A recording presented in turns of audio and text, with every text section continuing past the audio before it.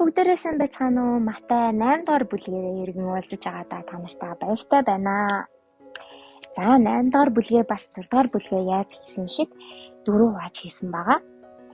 За тэгээд эхний хэсэгт нь бурхны талаар энэ бүлэг дээр юу гэж гарч байна вэ гэд харъя. За бурхны талаар тэр бол цэвэр болгогч, тэр бол эдгээгч, бидний сул дорой байдал өвчнийг үүрэгч, эрх мэдэлтэй нэгэн, салхи шуургыг захирагч, чөтгөрүүдийг зайлуулагч гэж гарчээ. Амен, амен. Бидний эзэн бол агуу эзэн.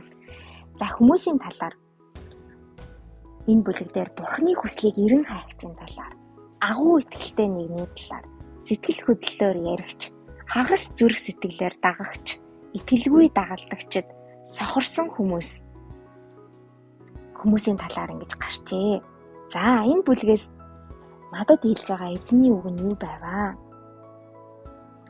За эзэн миний хүсэлтэй нэгдэч гэж надад хэлж байгаа юм шиг санагдсан.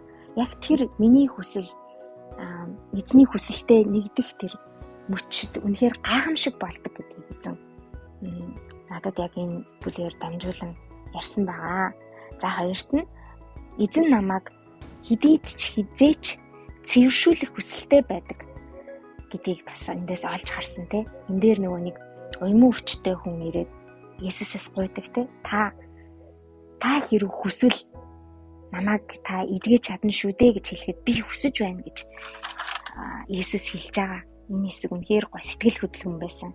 Тэг би үнэхээр ботсон л та бурхан үнэхээр өөрөө хүсэж идэг. Үнэхээр хүсэж идэг, биднээс эдгэхийг хүсэж идэг, намайг эдгэхийг хүсэж идэг, намайг үнэхээр сайн сайхан байгаасаа гэж надад үнэхээр бүх тэр сайн сайхныг эзэн надад хүсэж идэг байна гэж би олж харсан. Тэгээд эзэнд үнэхээр талархсан. Тэг миний хүсэл яг эзний хүсэлтэй нэгдэх мөчөд яг тэр гайхамшиг болдог гэдгийг бас эндээс харсан. Тэг эзний бас үнэхээр сайн байдлыг бас дахиад олж харсан да үнэхээр баяртай байгаа. За тэгээд үгийн эрх мэдлийн хүчийн талаар бас эзэн надтай ярьсан. Тэгээд энэ дээр зоотын даргын түүх байгаа те. Зоотын дарга хэлдэг. Миний доор бас цэргүүд байдгаа. Тэгээд намайг тушаахад тэд тийшээ яв, ийшээ яв, имийг хий гэж хэлэхэд миний доор ажилдаг, амьдардаг тэр зарц боолууд яг миний үгийн дагуу бүгдийг хийдгээ. Тэгэхээр та зүгээр үгээл хэлчих гэх юм бол миний боол эдгэрэх болно гэж тийм гайхамшигтай итгэлээр Есүст ханддаг те. Тэгээд би яг эндээс үгийн эрх мэдлийн хүчийн талаар сурч авсан. Энэ бол гайхамшигтай надад тийм суралцах тийм хичээл байлаа гэж би харж байна. Тэгээд урд нь би үг хүчтэй, үг эрх мэдэлтэй гэд зөндөө сонсч ирсэн ч гэсэн яг эндээс тийм биштэй зуутын дарга хэрэг яг доотлынхаа тэр цэрэгтэй баруун тишээ эрэг, зүүн тишээ эрэг гэж хэлэхэд яг хэлдэг шиг хэрвээ надад Есүс Христээс ирсэн тэр эрх мэдэл, үгийн эрх мэдэл нь байгаа бол би тэр чөтгөрүүдийг зайлуулах эрх мэдэл, бүр хүчтэйг босгох эрх мэдэл нь хүртэл надад байгаа штэ гэдэг үнэхээр дахиад итгэл минь ингээд сэргсэн байгаа. Амен, эзэнд үнэхээр талархаж байна. За тэгээ дараад нь болохоор Есүстэй хамт байхад юунаас ч битгийа гэж эзэн надад хэлж дээ. Тэр нөө шуурга намдаас нь тэр түүхээс би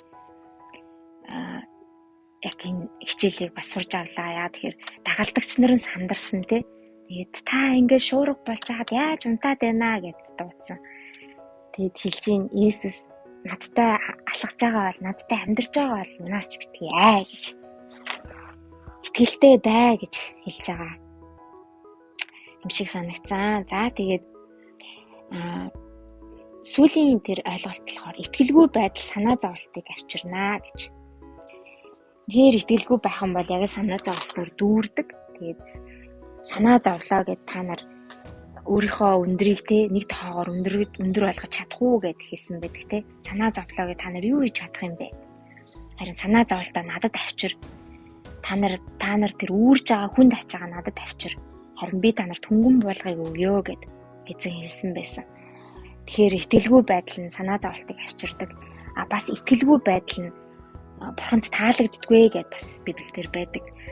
Тэр үнэхээр итгэлтэй байя гэж бас өнөөдрөөс эхэлж ямар ч нөхцөлд итгэлтэй Гэхдээ эзэнд итгэсэн хിവэрэ байя. Нөхцөл байдлаа шалтгаалж итгэл маань гахахгүй байхын төлөө бас эзнээс гуйж бас өдөр бүр хэрэгжүүлэхийг хүсэж байна. Тэгээд эзэнд талархаад хэрэгжүүлэлтийн хадлаа залбираад тэгээд босгоё. Эзэн минь тань талархаж байна.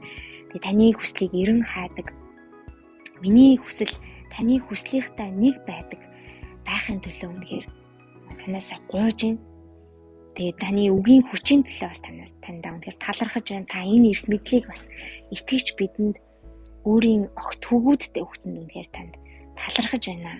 Үнэхээр амьдралдаа бас таны үгийг тунхаглаж амьдрахад бас та туслаарай.